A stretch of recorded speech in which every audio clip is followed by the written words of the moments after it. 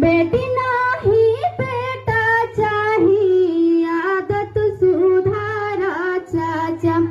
बेटी नाही बेटा चाही आदत सुधारा चाचा।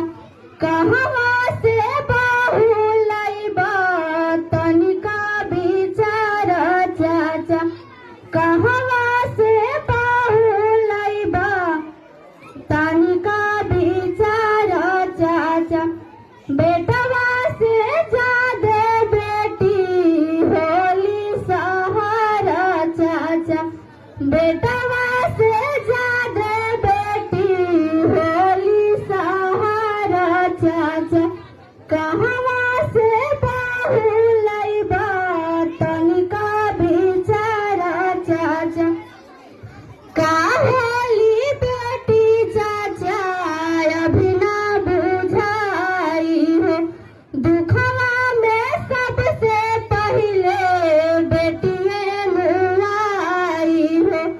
का होली बेटी चाचा अभी ना बुझाई हो। दुखवा में सबसे पहले बेटिए मुआई हो।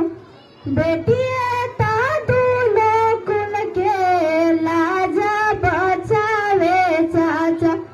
का होली बेटी चाचा अभी ना बुझाई हो।